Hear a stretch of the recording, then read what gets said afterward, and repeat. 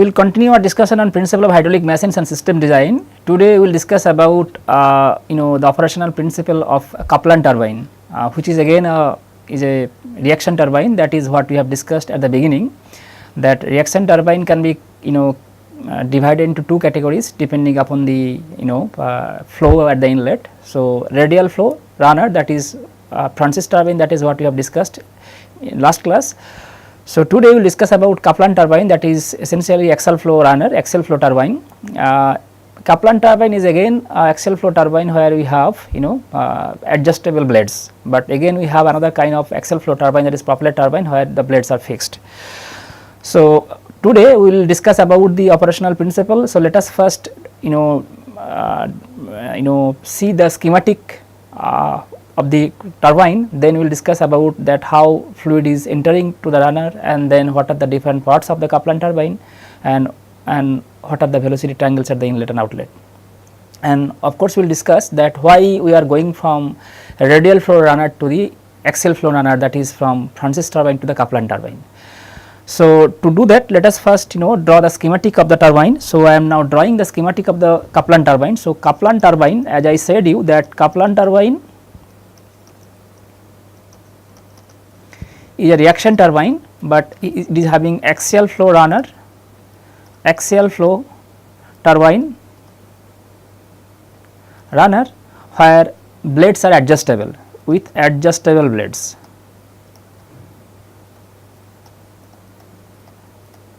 But axial flow turbine, again propeller turbine is axial flow turbine, but where the blades are fixed. So, if we draw the schematic of the Kaplan turbine, so I will draw the schematic of the Kaplan turbine. So, we will draw this shaft first.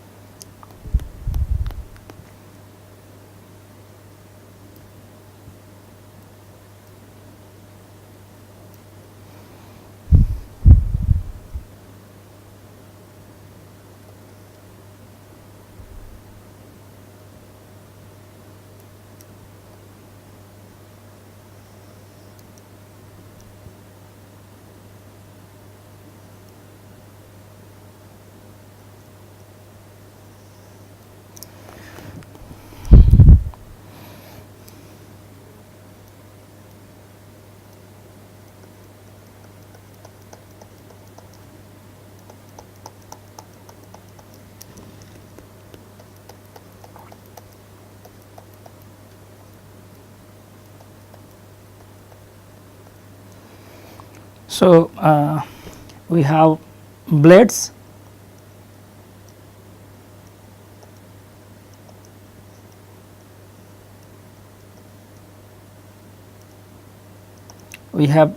and then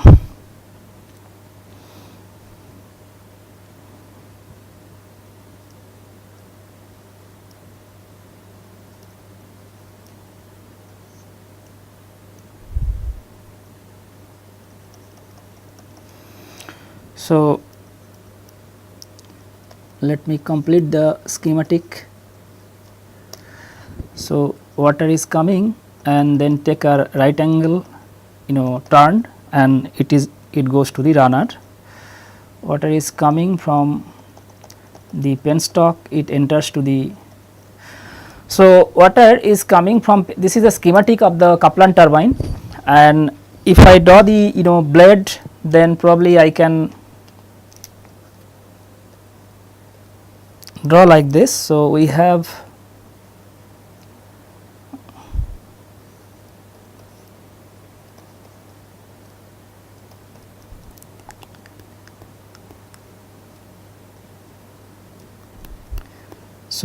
blade like this.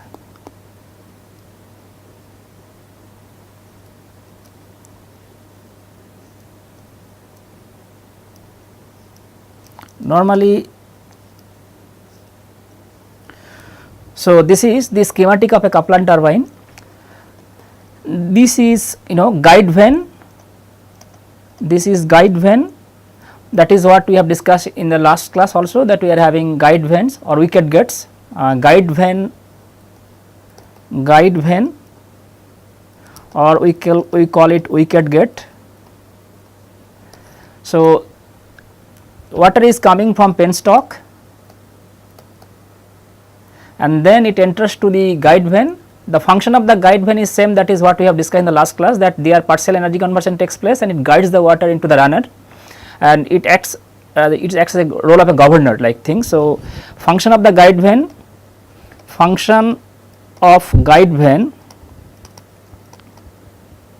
in Kaplan turbine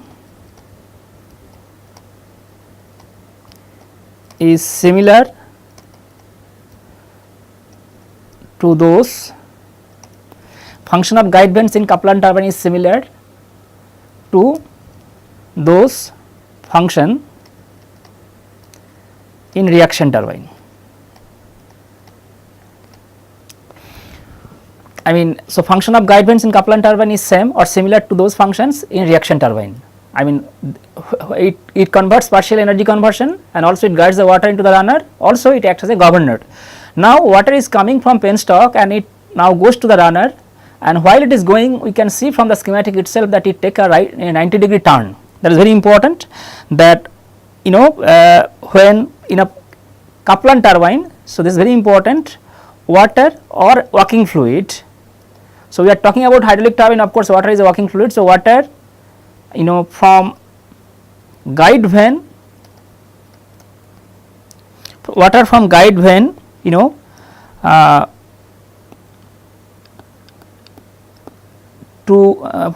goes to water from guide vane flows to the runner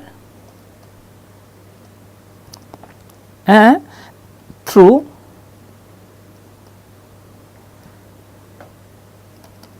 right angle to the axial direction. So, water enter into the turbine in the axial direction, then it comes from runner from guide vanes and enters into the runner by taking a right angle turn to the axial direction. So, then when it comes to the runner, and normally the runner is equipped with 4 to 6 blades. In a Kaplan turbine, runner is equipped with 4 to 6 blades, not more than that, and whenever water is approaching to the runner, we normally ignore the frictional effect and as if it approaches free vortex flow. So, when water approaching runner, runner blades, we neglecting frictional effect. So, water is very important, when water approaching runner blades, normally Kaplan turbines are used for very high specific speed. These turbines are used normally, because we have discussed in case of a pumps that axial flow pumps are used for high flow rate with low head. Similarly, when speed increases, head decreases. That is true for the reaction turbine also, that Kaplan turbines are usually suitable for high specific speed, that is speed head decreases and it discharges more. So, this is very important, that it discharge more at the outlet where speed is high, specific speed is high and head is less. So when water is approaching runner blades, if we neglect the frictional effect,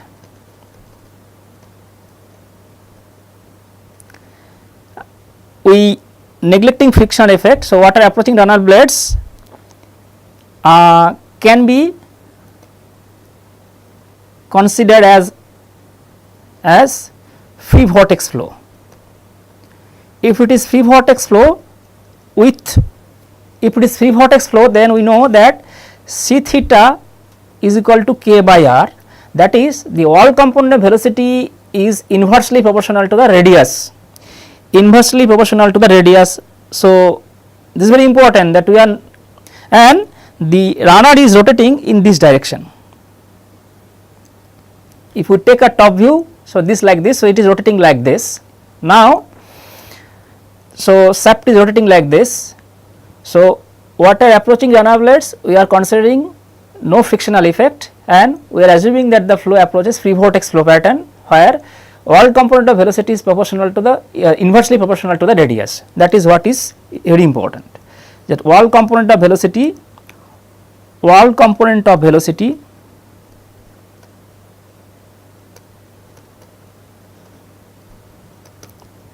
is inversely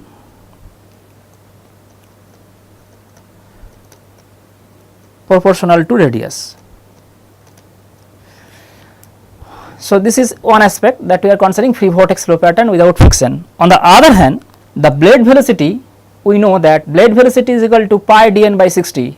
So that is proportional to the radius. Now if we go to the next slide, we have seen that when water approaching from guide vane to the runner, we normally ignore the frictional effect and the flow approaching a free vortex flow pattern, where wall component of velocity is inversely proportional to the radius. Now the blade velocity, very important, blade velocity is proportional to the radius,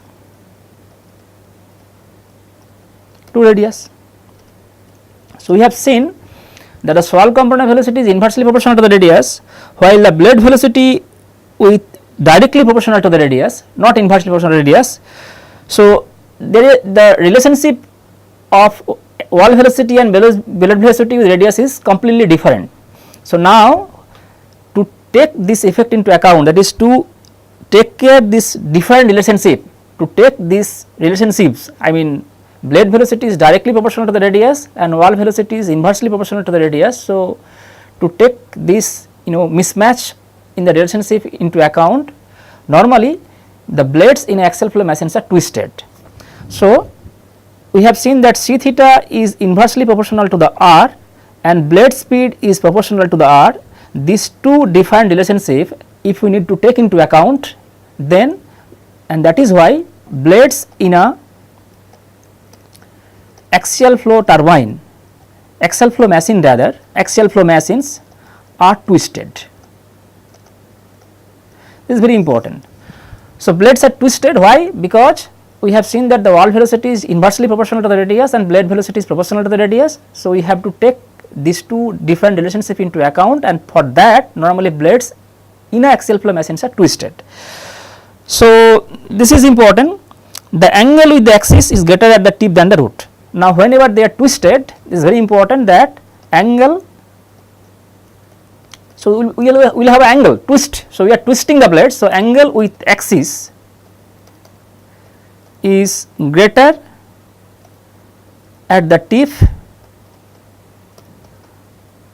than the root. So this is important. So that is why I am discussing that why another important aspect is blades in axial flow machines are twisted, where angle with the axis is normally higher at the tip than the root. And if we go back to my previous slide, where we can see that this is a axial flow runner, where fluid from penstock enters to the guide vane completely in the axial direction. Then when water is flowing, or a working fluid is water of course here, then water is coming from guide vanes to the runner, and then it takes a right angle to the axial direction. But when it approaches to the runner blade, we are assuming that no frictional effect and the flow approaching to the free vortex flow, where c theta, the wall component velocity, is inversely proportional to the radius, and it is rotating. And as I said that the Kaplan turbine, where it is axial flow runner, axial flow turbine, where we are having adjustable blade, is suitable normally for high specific speed, and it discharges more, and normally for a less head. So now this is the operational principle of a Kaplan turbine. We will work out on example, but before we go to do so, let us first discuss about why we are moving from radial flow runner to the axial flow runner. This is very important. That is, if we discuss that, we have seen that the velocity tangles at the inlet and outlet for a radial flow runner, that is for Francis turbine, when we have solved one problem in the last lecture, and why we are going from radial flow to the axial flow. If we change the specific speed, then we need to change the shape of the runner. Then why, of course the Kaplan turbine is a development, the axial flow turbine, while we are going from radial flow runner, and of course this development is essentially for a change in the specific speed depending upon the head available. As I said to you that Kaplan turbine is suitable for high specific speed where head is less. So turbine installation, turbine design, and power output from the turbine also depends upon the head available at the net head available at the inlet. So if we have less head, then of course if we would like to get same power output, we have to change the shape of the runner. Of course if we need to change the shape of the runner, and also the inlet and outlet velocity angle will change. So the evolution of the change in the shape of the radial flow runner is essentially an development of the Kaplan turbine. That is what we now discuss, that how if we discuss about that radial flow runner at different specific speed, and if we go to high specific speed, then what is happening and how we can develop the Kaplan turbine.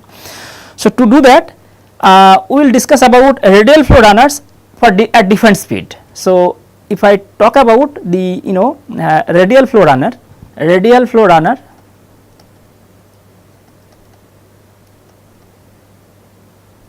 at different specific speed. So if we talk about low specific speed, say we have a runner, that is what we have discussed,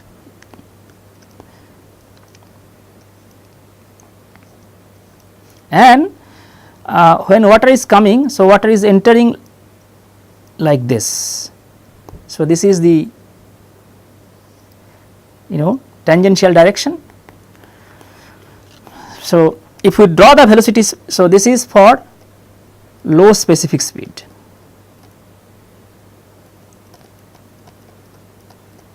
So if we draw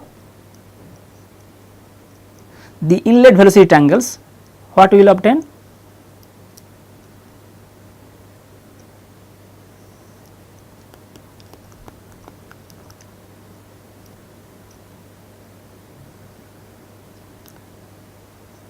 This is absolute velocity C1, this is blade velocity U1,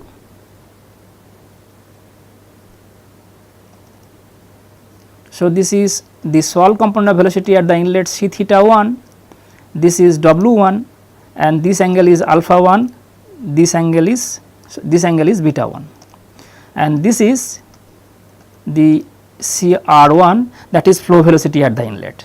So this is CR1 is equal to flow velocity at the inlet.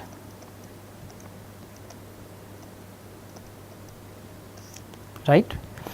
So this is inlet velocity angle for low specific speed Francis runner, radial flow runner with low specific speed. So if we now draw the same velocity angles but for a medium specific speed, that is specific speed increases, that is let me discuss. While specific speed increases, that is very important, then discharge becomes, as the specific speed increases, discharge becomes more and more axial. It is very important that specific speed increases, then discharge becomes more and more axial. We will see soon that increment in specific speed is essentially a reduction of the absolute velocity of water entering to the runner. So the specific speed, so I am writing that higher specific speed, this is very important, higher specific speed which is equivalent to, rather accompanied by low head. So, higher specific speed which is accompanied by low head. So, if we go from low to medium to high specific speed, this essentially reduces the absolute velocity of fluid entering to the runner.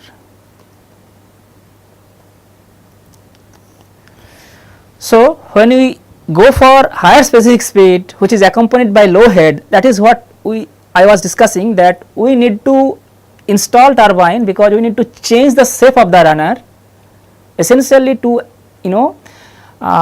adjust that what is the available head, and based on that head if you would like to obtain maximum amount of power, then we of course we need to change the shape of the runner. That is what is the development of the Kaplan turbine. So, when specific speed increases, that means head is less, because if we will drive the specific speed of a turbine maybe in the next lecture, but if we try to recall from the definition of specific speed for a pump, that N root Q divided by H power 3 by 4. Now, when we go for higher specific speed, so that means we need to reduce head, so discharge becomes more and more axial, and that means specific speed, higher specific speed is accompanied by low head, while the high specific speed reduces the absolute velocity of water entering to the runner, and that is what is the change of the inlet velocity angle, and we will discuss now. So, we have seen for low specific speed the velocity angle, this is of course inlet velocity angle. So, this is inlet velocity angles, we can see that C1 is very high and then we have a flow velocity, but if we now try to draw the runner at medium speed. So, radial flow runner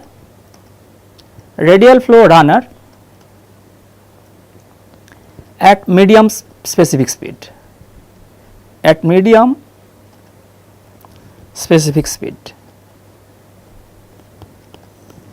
this is very important, the radial flow runner at medium specific speed.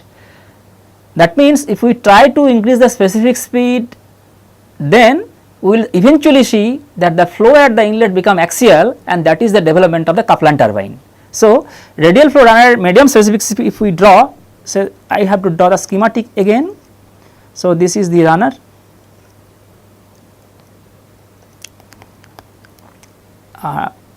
like this, and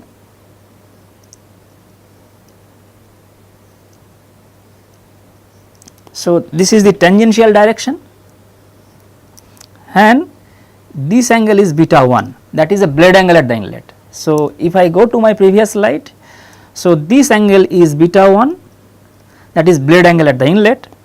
So, now if we draw the, so this is medium specific speed and H will reduce.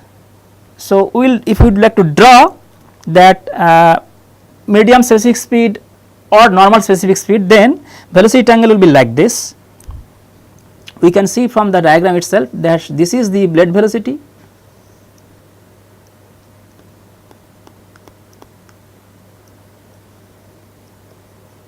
so this is CR1 is equal to W1, this angle is beta 1, this is U1, and of course U1 is equal to this is U1 and this is C theta 1 and this is C1, this angle is alpha 1. So, now what we see that C1, the, as I said, that reduces the absolute velocity of fluid entering to the runner. So, here C1, when speed is low, C1 is much higher, and if we go to here, then C1 reduces. Reduction in C1, this increases because blade speed is specific speed increases. So, C1 will reduce, it eventually will increase the flow velocity at the inlet, will increases flow velocity at the inlet,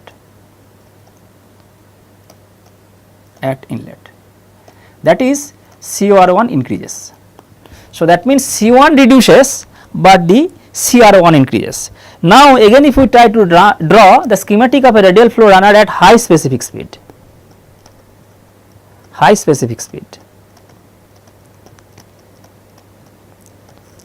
So, if we try to draw the runner again high specific speed, then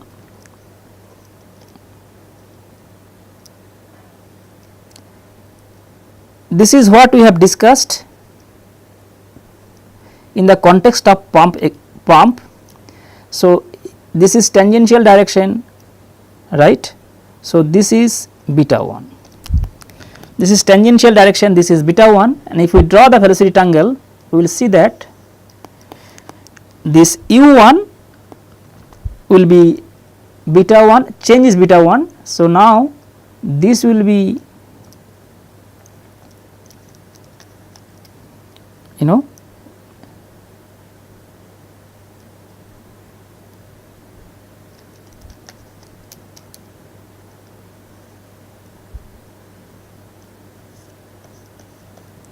so CR1, this is W1, this is beta 1, this is alpha 1, and this is the flow velocity at the inlet, this is U1 and this is C theta 1. So, CR1 will be higher than the previous cases and C1 will further reduced.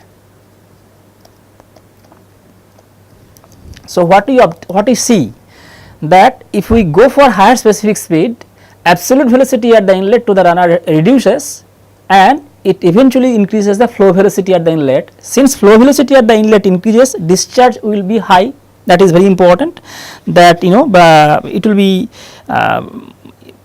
so it will allow large amount of fluid to enter into the tunnel. So, because of the higher flow velocity. So, since flow velocity is increases, so higher flow velocity that is obtained with increasing the specific speed will allow a large amount of working fluid to enter into the turbine.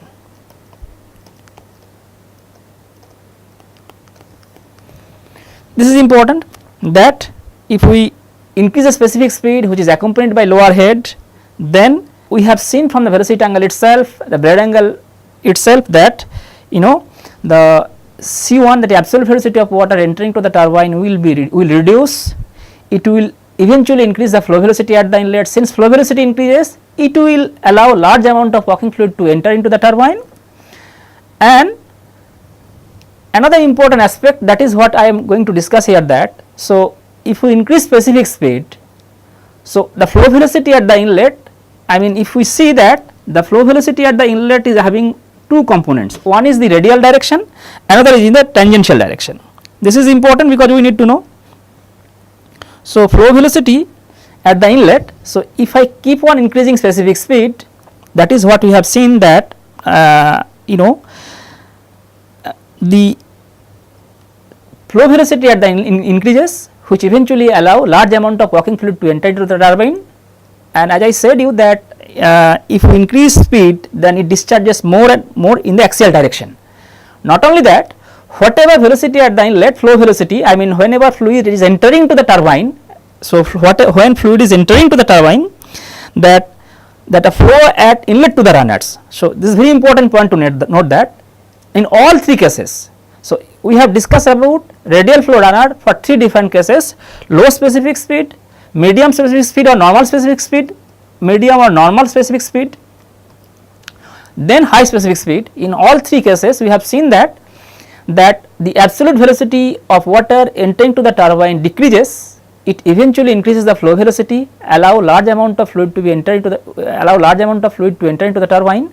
And important point to note that in all three cases the inlet velocity flow at the inlet to the runner is having two components. One is in the tangential direction, because you can decompose into two components, one is the radial direction and another is the tangential direction. That means the flow velocity CR1 whatever you are obtaining for all three cases are highly radial.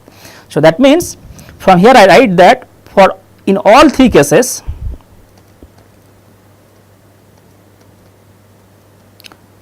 flow velocity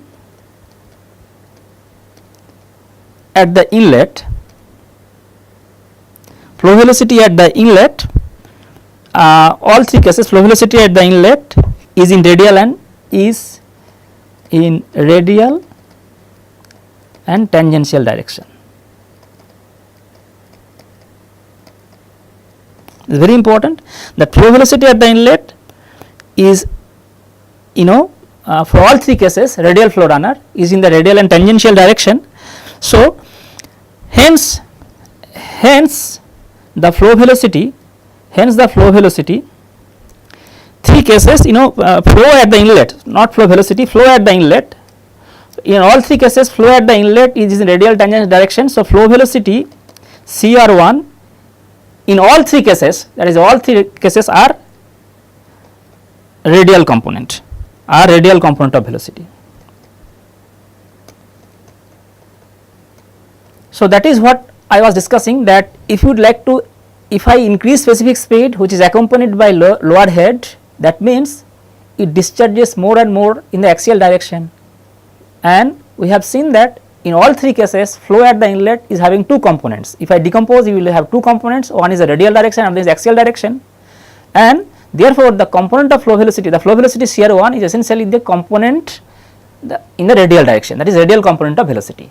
So that is why it is sometimes known as radial flow runner, that is flow velocity at the inlet is a radial component. Now in case of a Kaplan turbine, so if we go for the higher specific speed again, so if I draw the higher specific speed, of course that is a Kaplan turbine. If we go for the higher specific speed, that is a Kaplan turbine. So if I draw the runner, suppose we have a Kaplan runner,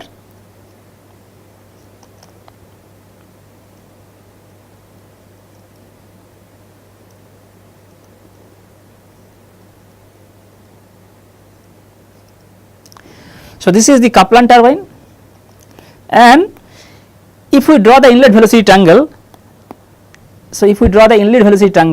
since the axial flow runner is axial flow runner, so we will have velocity component like this.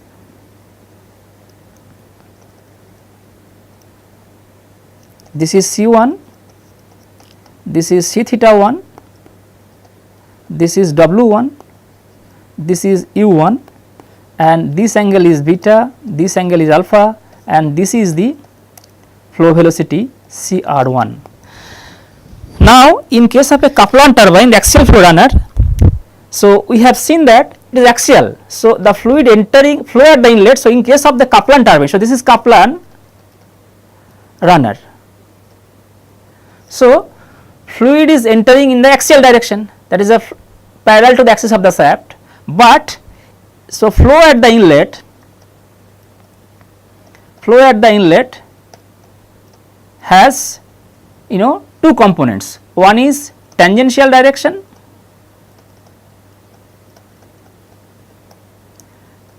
and other is tangential direction and axial direction.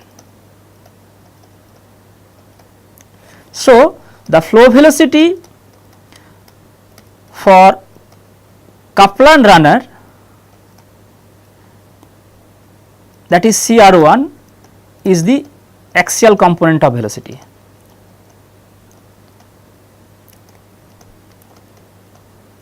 So in case if we would like to increase, so that is what very important. So if I up to high specific speed, we have seen that flow velocity, it is having two components, one is tangential and radial direction. So CR1 is of course it represents the radial component of velocity. If I go even further specific speed, then it will be completely, in the reverse direction. So now you can see from the beta itself that here one is will be the radial direction, one will be the tangential direction, one will be in the axial direction. So here CR1 flow velocity represents the axial component of velocity, not the radial component of velocity. So the tangential velocity almost nil at the, hence the flow velocity represents the axial component of velocity for, that is what you obtain. But outlet velocity angle, so this is again inlet velocity angle. So outlet velocity angle, if we draw, then we will get like this. So this is C2, this is U2, this is, so this is C2, this angle is alpha 2 is equal to 90 degree, this angle beta 2, and this is W2, and this one is CR2. Note that outlet velocity angle for all the cases, radial flow runner, axial flow runner, is like this, where tangential component of velocity is nil. So tangential component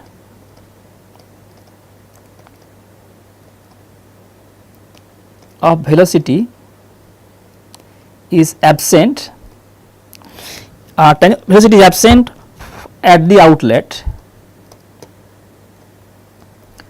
for all runner. That means, so exit velocity, therefore CR2, that is the exit velocity, exit flow velocity is axial, no tangential component in all the runners. So CR2 is exit velocity is axial for Kaplan turbine, while this exit velocity is radial for Francis turbine, right. So what is the outcome of the discussion? That if I would like to increase the specific speed, that is accompanied by low head, because the head available at the inlet to the runner is very important to obtain the power output from a hydroelectric power plant. So depending upon the head, if we would like to obtain high power, we need to increase specific speed. So if we increase specific speed from low to normal to high, we have seen, which is accompanied by low head, then it discharges more and more in the axial direction, and that is what we have seen from the radial flow runner. And we have seen that if we keep on increasing specific speed, absolute velocity of water entering to the runner decreases, it eventually increases the flow velocity at the inlet. Now flow at the inlet is having two components, one is the radial direction, another is in the tangential direction. So the flow velocity at the inlet for all three radial flow runner are essentially is the radial component of flow velocity. But if we keep on increasing again the specific speed, that is the axial flow runner, so it is purely in the axial direction. So we have from beta 1 itself we can see that this is for high specific speed. Here the flow velocity, the flow at the inlet is having two components, one is the tangential direction, another is the axial direction. But the flow velocity at the inlet CR1 is essentially represents flow velocity at the inlet CR1, which represents the axial component of velocity, not in the tangent, not the tangential velocity. But outlet velocity triangles for all cases, radial flow runner, axial flow runner, their tangential velocity is almost nil, rather tangential flow velocity, tangential component is absent at the outlet. Hence the CR2, which is the absolute velocity, we have nothing to do. It is only axial. It is exit velocity at the outlet is axial for the Kaplan turbine, and this exit velocity is radial for the radial flow runner, that is a Francis turbine. So this is what. Now then we can see that if you would like to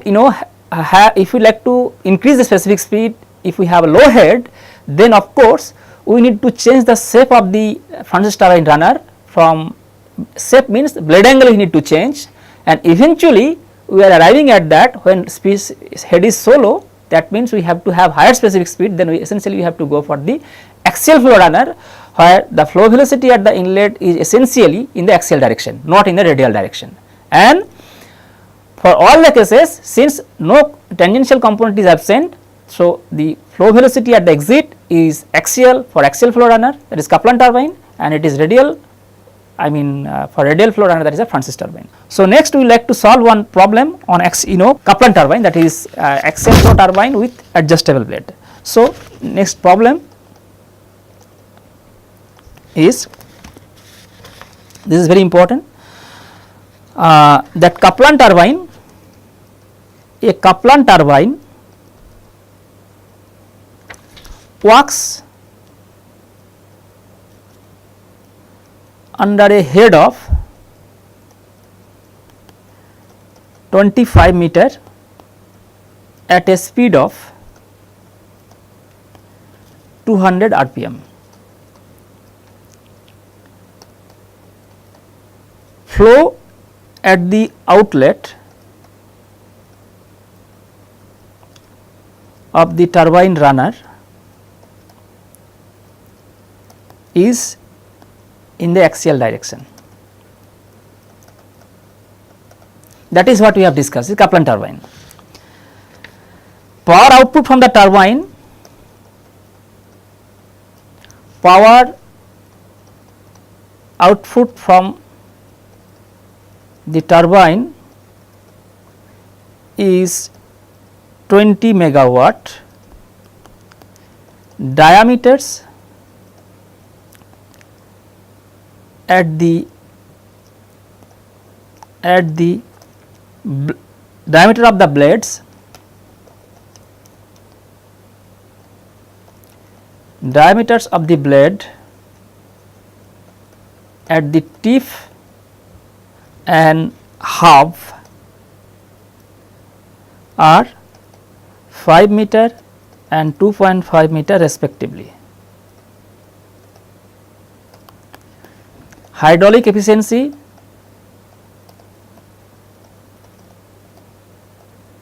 is given 86%, that is eta hydraulic. Overall efficiency eta O, that is given 80%. We have to calculate or determine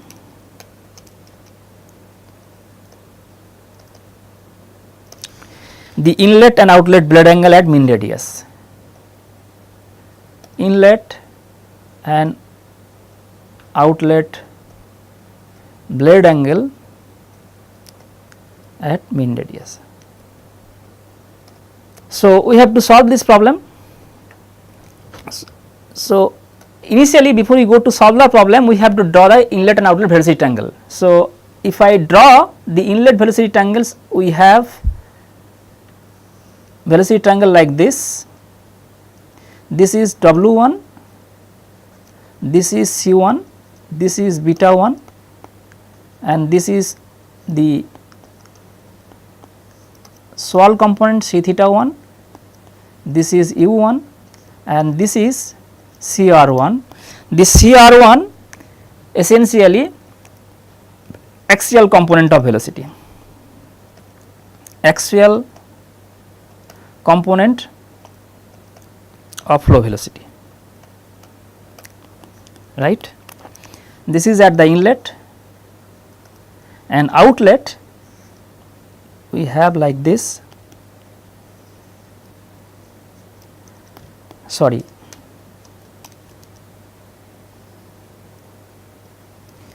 this is C2, alpha 1 was equal to 90 degrees. So, C2 is equal to CR2, again this is axial component, this is W2, this is U2, and this is C theta 2, and this angle is beta 2.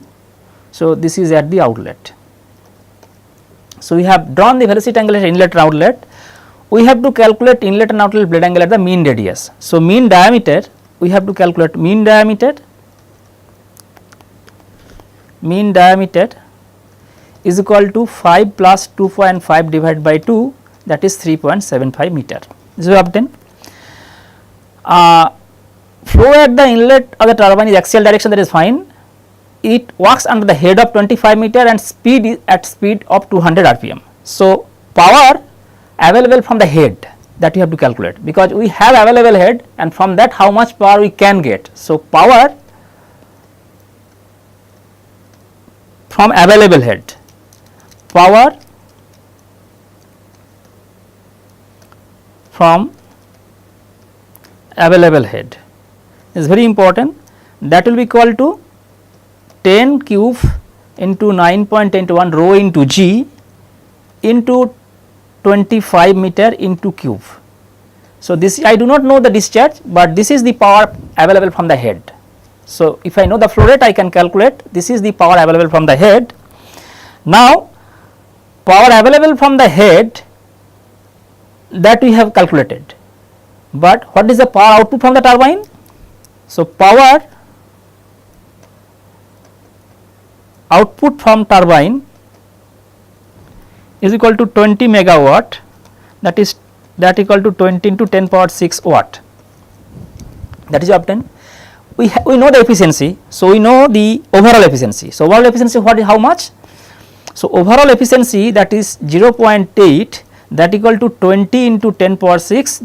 Power output is always less than the power available from the head because of the frictional losses and windage losses, all those things we have seen, divided by 10 into 9.81 into 25 into cube. From there we can calculate what will be the amount of cube meter cube per second. This is very important. So, overall efficiency is power output from the turbine to the power from available head. So, if we do like this, if I do this calculation, we can obtain the flow rate cube meter cube per second. So, now we know the cube. Second option is rotor speed. So, we have to obtain mean diameter, we have mean rotor speed or runner speed, um is equal to pi dm into n by 60. So, we know dm, that is equal to mean diameter 3.75 into 200 rpm divided by 60. So, we will get this speed meter per second. Now, power developed by the runner, this is very important. So, power developed by the runner, we know the hydraulic efficiency. So, what is hydraulic efficiency? Hydraulic efficiency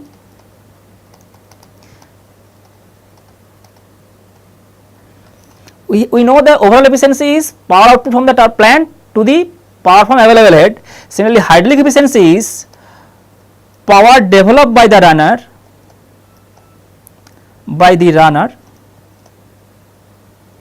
to the power from available head. So, power developed by the runner is how much?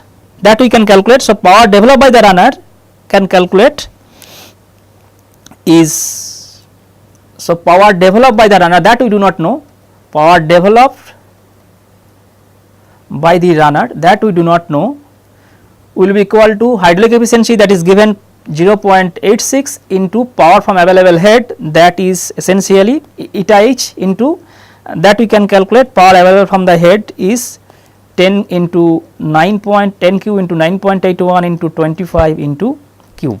So, that is what you obtain. Now, question is what is the power developed by the runner?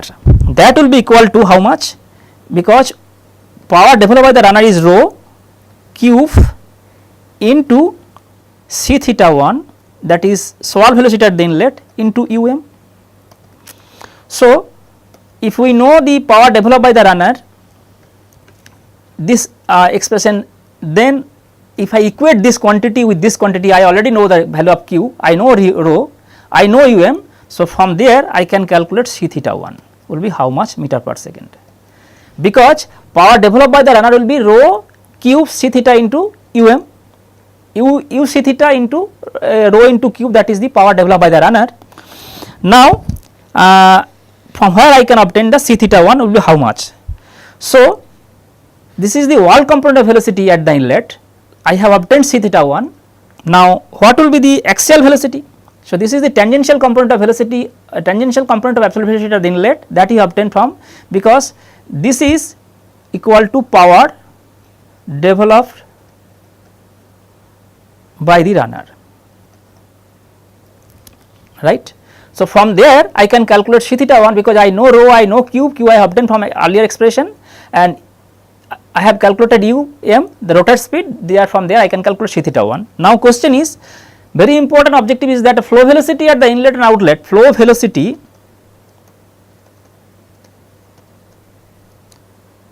at the inlet and outlet are axial velocity, flow velocity at the inlet and outlet are axial. So CR1, rather I can tell that axial velocity I can calculate. So axial velocity will be equal to flow rate divided by pi by 4 into half square minus tip square, tip diameter square minus half square, therefore equal to how much meter per second, because I know q, so I can obtain axial velocity.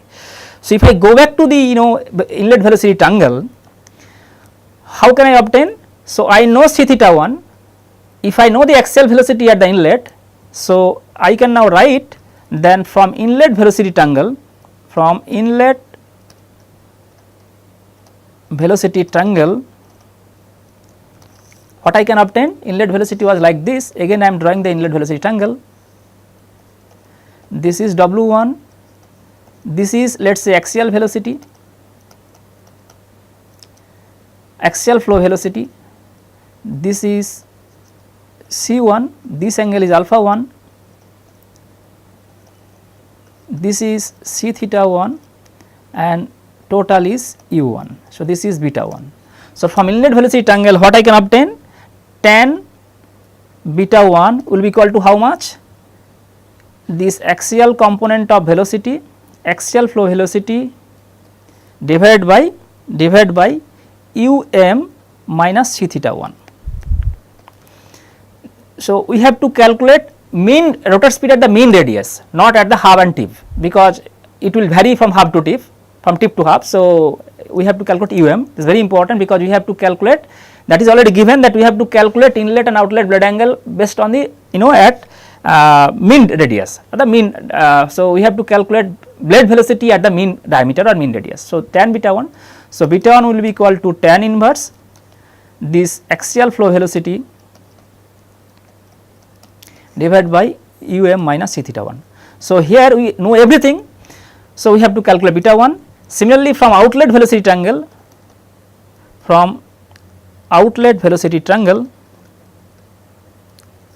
so outlet velocity triangle is like this.